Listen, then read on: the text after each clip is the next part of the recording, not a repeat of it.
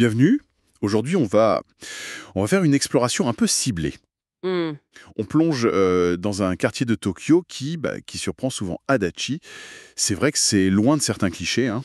Oui, tout à fait. C'est un lieu qui est vraiment chargé d'histoire, d'art aussi, de tradition. Une facette, souvent un peu cachée. Oui, on pense pas forcément à ça pour Adachi. C'est ça. Et Tokyo, de toute façon, superpose constamment les époques. Adachi, c'est un excellent exemple, je trouve, pour voir comment le passé, il ressort dans le présent, parfois de manière très discrète. Notre mission aujourd'hui, c'est donc un peu de décrypter cette histoire cachée. On va se concentrer sur l'ancienne région de Higashi-Fuchi. D'accord. On a fouillé un peu, hein, des notes historiques locales, des infos de musées, quelques articles. L'idée, c'est d'extraire des récits fascinants et puis de repérer quelques trésors pour les visiteurs curieux. Une bonne idée. Prêt? Alors, on y va. Allons-y. Alors, pour commencer, peut-être situer ce Higashi-Fuchi. Oui, c'est quoi exactement? Ce nom, aujourd'hui, il est plus sur les cartes administratives officielles. Mais le village, Higashi-Fuchimura, il a bien existé. C'était entre 1889 et 1932. D'accord. En fait, il est né de la fusion de 6 villages plus anciens, Oyata, Sano-Shinden, Ah oui, Shoemon-Shinden, Kitasanya, Kabara et Fugenji. Voilà. donc une entité administrative qui a disparu, mais le nom, lui, il est resté.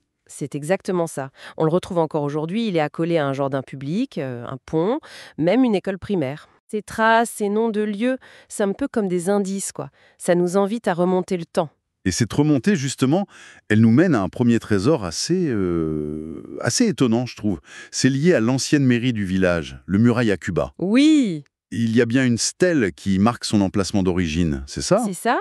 Dans l'actuel quartier de Towa. Oui, il y a une stèle, Towa Chum, pour être précise. Mais franchement, l'histoire la plus intéressante, c'est pas la stèle, c'est le bâtiment lui-même. Ah bon? Qu'est-ce qu'il a de spécial? Eh bien, une partie de cette mairie historique, elle n'a pas été démolie quand le village a disparu administrativement. Non, non. Elle a été, soigneusement démontée, transportée, puis reconstruite ailleurs. Attendez, ils ont, ils ont carrément déménagé un bout de la mairie? Oui. Mais où ça?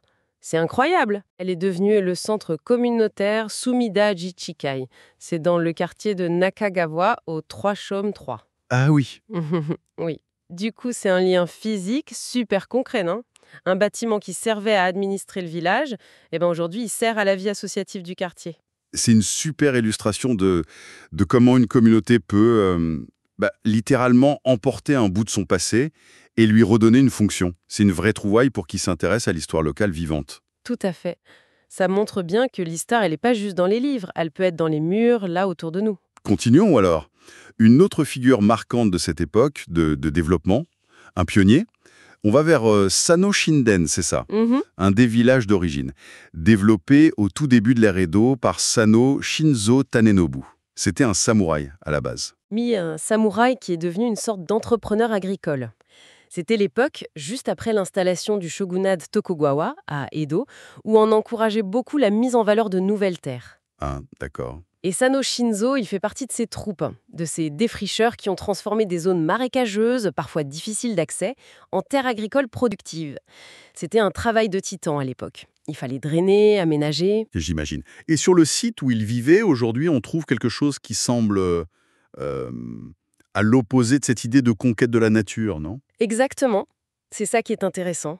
À Sano Ichishome, on trouve le Sano Ikoi no Mori. Littéralement, la forêt de repos de Sano. Une forêt de repos? Oui, c'est un bois préservé qui a gardé l'aspect d'un yashikirin. C'était ces bosquets qui entouraient traditionnellement les grandes maisons à la campagne. Et ce qui est notable, c'est que c'est la toute première forêt qu'Adachi a classée comme site à protéger. C'était en 1974. Une forêt préservée en pleine zone urbaine. Qu'est-ce qu'elle a de spécial pour un visiteur, alors, mis à part son histoire? C'est un petit sanctuaire écologique. On y trouve des plantes qui sont devenues assez rares dans la région, une faune d'insectes intéressante, des oiseaux. C'est un lieu très calme. Hmm. D'ailleurs, il est ouvert au public seulement 2 jours par semaine, le mercredi et le dimanche, justement pour limiter le dérangement. Ce contraste est frappant. Le pionnier, lui, il luttait contre l'eau, contre la nature pour créer des terres. Et aujourd'hui, on chérit ce petit bout de nature comme un trésor.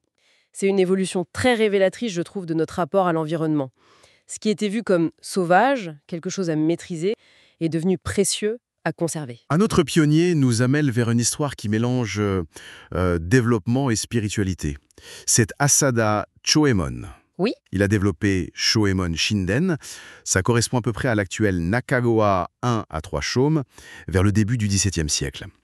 Et il a aussi fondé un temple, le Saikoin. oui, le temple Saikoin, qui est à Nakagawa 3 Chaumes, est directement lié à ce fondateur. D'ailleurs, sa tombe s'y trouve. Elle est classée bien culturelle locale. D'accord. Mais le temple, il est surtout connu pour sa divinité garthienne, la Tago Kannon, et la légende qui va avec. Tago Kannon. Canon de la lumière des rizières. Le nom est joli. Une légende, vous disiez? Racontez-nous ça. Oui, c'est une légende assez charmante qui remonterait à plus d'un siècle. L'histoire raconte qu'un fermier labourait son champ et soudain son cheval s'arrête net. Il refuse d'avancer. Bizarre. Le fermier, intrigué, il creuse à cet endroit précis. Et là, il découvre une simple pièce de bois avec une forme un peu étrange. D'accord. Et le lien avec Canon, la déesse? Eh bien, peu de temps après, la déesse Canon lui serait apparue en rêve. Et elle avait exactement la forme de ce morceau de bois qu'il avait trouvé. Ah! Le fermier a compris le message. Il a apporté le bois au temple Saikoin pour qu'il soit vénéré. Et cette statue, très particulière, en bois naturel, à peine travaillée, elle est aujourd'hui enregistrée comme bien culturel folklorique. C'est fascinant de voir comment ces légendes naissaient pour ancrer la foi, créer une identité commune dans ces nouvelles communautés qui étaient bâties sur des terres gagnées sur l'eau. C'est un autre type de trésor, ça, plus immatériel. Exactement. Ces récits, ça donnait un sens sacré au lieu, à l'effort des hommes. Ça soudait la communauté, quoi. L'eau, justement, on y revient toujours. Elle est omniprésente dans l'histoire de cette région. Le fleuve Nakagawa, bien sûr, mais aussi des canaux qui ont été absolument vitaux, comme le Kasai Yosui et le Hakamura Otoshi. Ah oui, l'eau a littéralement sculpté ce paysage. On peut dire ça. Le Kasai Yosui, par exemple, c'est un canal d'irrigation majeur. Il a été creusé très tôt, dès 1660, sur ordre du shogunat Tokugawa. C'était essentiel pour rendre ces basses terres fertiles, surtout pour la riziculture. D'accord. Son importance est telle qu'il est classé parmi les 3 grands canaux agricoles historiques du Japon, et il figure sur la liste des 100 canaux remarquables, la Sosui Yaksen. Rien que ça. Un canal d'importance nationale, donc. Et pour les visiteurs, il y a un lien visible, un pont. Oui, le pont Higashi-Fuchi. Il est juste à côté du musée local, dont on parlera tout à l'heure. Ah, et il enjambe ce canal historique. Et bien sûr, il porte le nom de l'ancien village. C'est un rappel discret, mais constant. Et l'autre canal, le Hakamura Otoshi. Alors lui, c'est un autre exemple intéressant. Son nom, il signifie littéralement le canal de drainage des 8 villages. Hakamura, 8 villages. D'accord, donc une fonction très technique. Oui, purement. Creusé à l'époque Edo pour évacuer l'excès d'eau des terres de 8 communautés voisines. Vraiment, une infrastructure utilitaire à la base. Mais aujourd'hui, j'imagine qu'il a changé. Ah oui, c'est une transformation assez exemplaire, je trouve. Cet ancien canal de drainage, il est devenu le Hakamura Otoshi Shinsui Ryokudo. C'est une voie verte aménagée le long de l'eau, Une voie verte? sur 2,3 km. Une Shinzui Ryokudo, c'est ça? Une promenade verte amie de l'eau. C'est devenu à lui apprécier des habitants, j'imagine. Très apprécié, oui. C'est un espace de détente avec des plantations, des petits jeux d'eau, des bancs. Il a même reçu un prix d'aménagement du ministère du Territoire en 1992. C'est une belle reconversion. C'est impressionnant. De l'évacuation des eaux indésirables à la célébration de l'eau comme un agrément, c'est un symbole fort de la manière dont la ville se réapproprie son histoire hydraulique. Oui, cette réinterprétation du patrimoine, c'est une tendance assez intéressante dans l'urbanisme japonais moderne. Cette relation très forte à l'eau, elle a aussi nourri l'imaginaire local. Si on se déplace un tout petit peu vers la zone voisine de Senju, on trouve des légendes assez connues. Les 7 mystères de Senju. Ah, les Senju Nanafushigi. Oui, ces contes populaires. Ils sont transmis depuis l'époque d'Edo. Ce sont de précieuses fenêtres sur les croyances, les peurs aussi, qui étaient liées au paysage local de l'époque. Alors, racontez-nous-en une ou deux, une qui marque bien l'esprit. Celle du canal qui parle, peut-être. Oui, c'est Oetekebori, le canal laisse-le là. La légende disait que si on pêchait tard le soir dans un certain canal, eh bien une voix un peu sinistre surgissait de l'eau ou de la berge et elle criait « Oiteke, Oiteke ». Laisse-le là, laisse-le là. Voilà. Et si le pêcheur, effrayé, n'abandonnait pas sa prise, il risquait d'être retenu prisonnier par les roseaux ou tiré dans l'eau. Ah oui, Quand même, ça fait froid dans le dos, hein. Oui. C'est une histoire qui reflète sans doute les dangers bien réels des berges qui pouvaient être instables ou des eaux profondes la nuit. J'imagine. Une autre, peut-être un peu moins effrayante, plus surprenante. Alors, peut-être celle de Katazanohashi. Ce sont les roseaux à une seule feuille. Des roseaux à une seule feuille. Oui. On raconte que le grand prêtre Kukai, qui est une figure quasi mythique au Japon, Hmm, passait par Senju.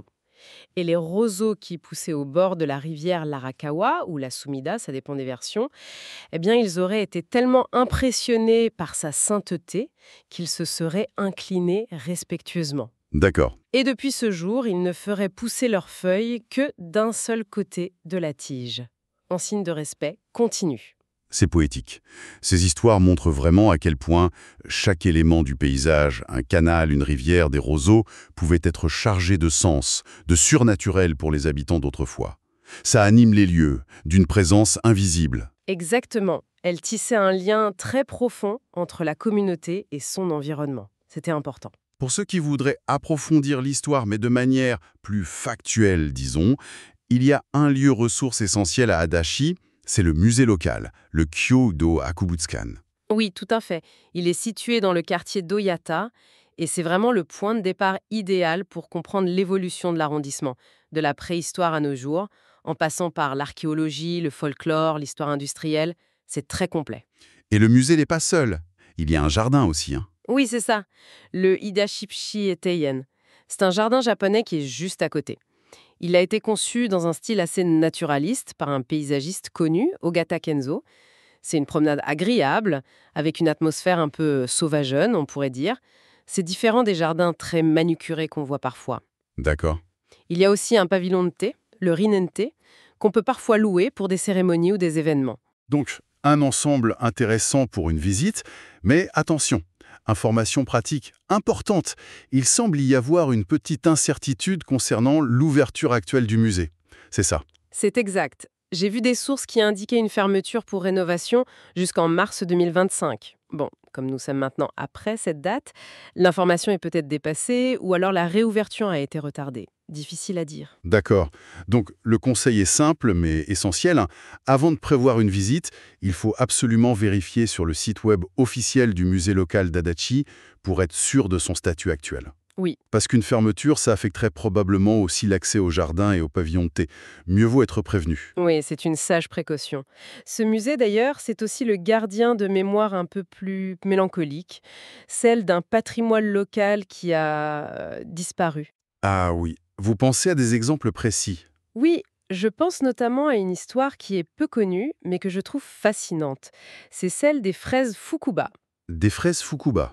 Oui, au début de l'ère Showa, donc dans les années 1920-30, Higashi Fuchie était réputé pour sa culture sous serre de cette variété de fraises.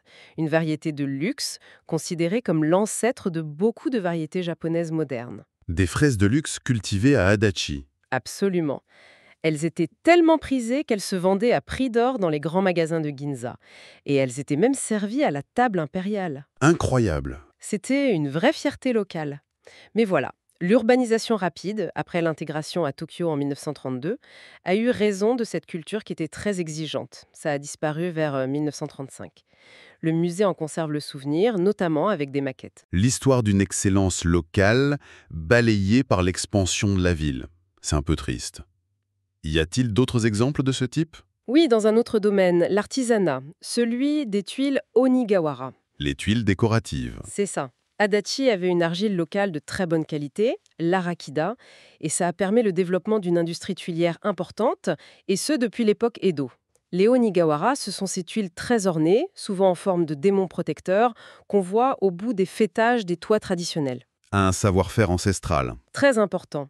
Malheureusement, la dernière fabrique spécialisée, la Sugimoto Onigawara-ten, qui était située à Nakagawa, elle a fermé ses portes en 1993. Ah, Et l'ironie un peu triste, c'est que son maître artisan, Omoto Shuichi, avait été officiellement reconnu par Adachi comme détenteur d'un savoir-faire culturel immatériel juste un peu avant la fermeture. reconnu, mais disparaissant quand même. C'est vraiment dommage.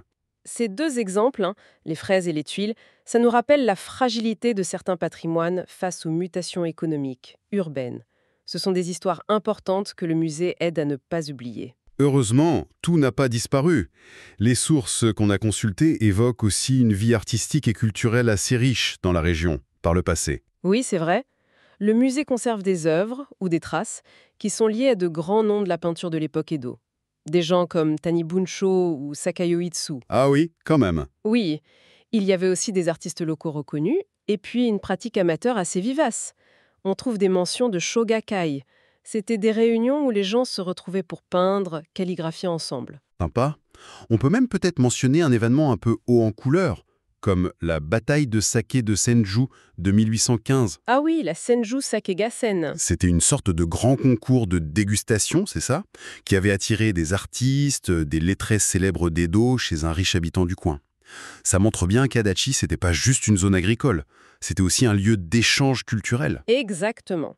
Un terreau culturel bien plus riche que ce qu'on imagine souvent de prime abord. Voilà, donc un aperçu de notre exploration dans les couches cachées d'Adachi, à travers cet ancien Higashi-Fuchie, des pionniers qui façonnent la terre, aux voies d'eau vitales, des légendes ancrées dans le paysage, jusqu'au patrimoine agricole, artisanal, parfois célébré, parfois perdu, mais heureusement commémoré. Oui, ça montre bien qu'il faut regarder au-delà des apparences. Souvent. C'est un peu le message clé, non? Adachi, comme tant d'autres lieux, récompense la curiosité. Les histoires sont là, elles sont discrètes, mais elles attendent d'être découvertes par ceux qui cherchent un peu. Au fond, qu'est-ce que tout cela nous dit? Ben, ça nous dit que chaque lieu, même celui qui semble le plus banal en apparence, est en fait un palimpseste, une superposition d'histoires. Et découvrir ces récits cachés, une mairie qui a déménagé, une forêt préservée sur le site d'un pionnier, une légende liée à un temple, ça change complètement notre regard sur notre environnement quotidien. C'est une belle synthèse. Pour finir, comme on aime bien le faire, une petite pensée à emporter, une question pour prolonger la réflexion. Oui. Alors peut-être ceci, savoir que des savoir-faire uniques comme celui des fraises Fukuba ou des tuiles Onigawara ont disparu malgré leur valeur reconnue. Ça nous interroge forcément sur le coût de ce qu'on appelle le progrès, non? Comment on trouve un équilibre entre la modernisation nécessaire et la préservation de l'identité locale? Bonne question. Et puis surtout, quelles histoires, quels villages invisibles se cachent peut-être là où nous vivons, nous, au quotidien, et qui attendent juste qu'on gratte un peu la surface pour les découvrir.